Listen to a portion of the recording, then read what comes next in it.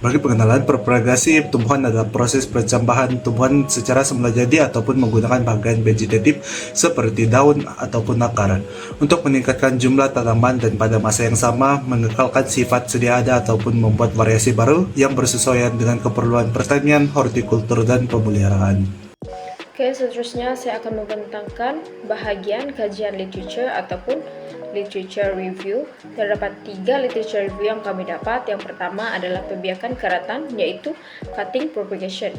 Cutting propagation adalah sebahagian daripada batang, akar atau daun yang dipotong daripada pokok asal ataupun pokok stok untuk membentuk akar secara kimia. Yang kedua adalah keratan daun, yaitu leaf cutting. Leaf cutting memerlukan pembentukan akar dan pucuk bahan yang keluar daripada meristem primer ataupun sekunder. Seterusnya adalah bahagian atau dikenali sebagai division. Division adalah pemisahan tumbuhan daripada sistem akar, dikenali sebagai pembahagian ataupun memisahkan buih, rhizome, offset, pelari ataupun stelen daripada tumbuhan tersebut. Ketiga-tiga ini merupakan kajian didapati dari kajian yang sama. Assalamualaikum dan selamat sejahtera. Pada slide ini saya akan menerangkan bahan dan kaedah yang digunakan dalam pembiakan tumbuhan. Pertama, dari segi bahan tumbuhan, kami menggunakan biji benih, keratan batang ataupun daun, akar serta anak pokok seperti ubi atau mentol. Planted yang baru terbentuk dan tumbuhan yang dipisahkan mengikut bahagian juga digunakan. Kedua, alat dan peralatan yang digunakan termasuk pasu atau bekas sekitar semula seperti botol, dulang penanam, alat penyiraman, sarung tangan, gunting, pisau cantuman, sekatur, serta label penanda. Seterusnya, media penanaman terdiri daripada campuran tanah atas sebanyak 70% dan pasir sebanyak 30%. Selain itu, pellet gambut, jiffy atau kokopit juga digunakan bersama tanah campuran. Bagi baja, kami menggunakan baja NPK 15 banding nisbah 15 dan juga 15, kompos dan baja organik untuk menyokong pertumbuhan tanaman. Akhir sekali, untuk kawalan perosak, racun serangga organik disediakan menggunakan air, baking soda dan sabun lembut. Campuran ini disembur pada bahagian atas dan bawah daun. Pada kesimpulannya, penggunaan bahan dan kaedah yang sesuai dapat memastikan proses pembiakan tumbuhan berjalan dengan berkesan. Terusnya, slide ini menerangkan kaedah pembiakan tumbuhan secara pembahagian.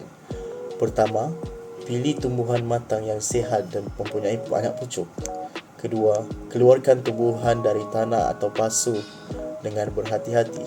Ketiga, pisahkan tumbuhan kepada beberapa bahagian yang mempunyai akar dan pucuk. Keempat, sediakan media penanaman yang sesuai. Dan akhir sekali, tanam semula setiap bahagian dan siram secukupnya. Slide ini menerangkan kaedah pembiakan tumbuhan melalui keratan daun. Langkah yang pertama ialah pilih daun yang matang, sihat dan bebas penyakit. Kemudian, potong daun menggunakan alat yang bersih dan tajam. Seterusnya, sediakan media penanaman dengan campuran tanah dan pasir atau kokopit yang mempunyai saliran yang baik. Kemudian, tanam pangkal daun ke dalam tanah secara condong dan pastikan ianya stabil.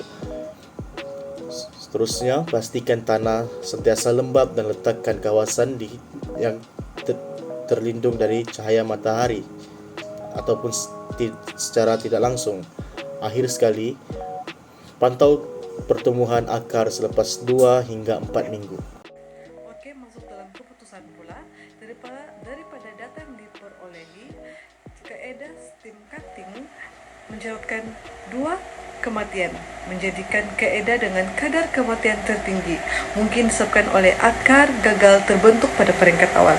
Sebaliknya, kaedah leaf cutting dan division pula tiada kematian yang direkodkan, menunjukkan kedua-dua kaedah ini lebih berkesan karena tumbuhan mampu hidup dan menyesuaikan diri dengan lebih baik. Jadi, secara keseluruhannya, leaf cutting dan division adalah kaedah yang paling berjaya mengurangkan kematian tumbuhan.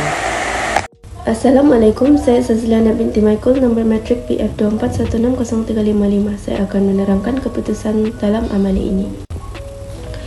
Berdasarkan hasil yang diperolehi daripada amali ini, kaedah division yang digunakan untuk tumbuhan Neomyricha gracilis menunjukkan nilai keberkesanan yang tinggi.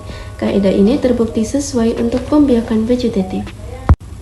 Kaedah leaf cutting juga menunjukkan keberkesanan dalam pembiakan Dracaena trifasciata. Hasil dari minggu 1 hingga minggu ke-7 terus menunjukkan pertumbuhan yang konsisten dan stabil. Manakala bagi kaedah stem cutting untuk Ficus benjamina, ia menunjukkan pertumbuhan yang tidak sekata.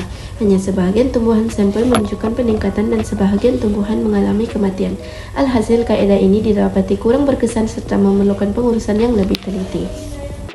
Berdasarkan graf pemerhatian, leaf cutting bagi Dracaena trifasciata menunjukkan pertumbuhan yang konsisten di mana semua sampel mengalami peningkatan ketinggian dari minggu 1 hingga minggu 7. Corak ini menunjukkan kaedah ini stabil dan sesuai untuk spesies tersebut. Sebaliknya, kaedah stem cutting bagi Ficus benjamina menunjukkan pertumbuhan yang tidak sekata. Hanya sampel S1, S3, dan S4 mencatatkan peningkatan ketinggian, manakala S2 dan S5 tidak berjaya hidup.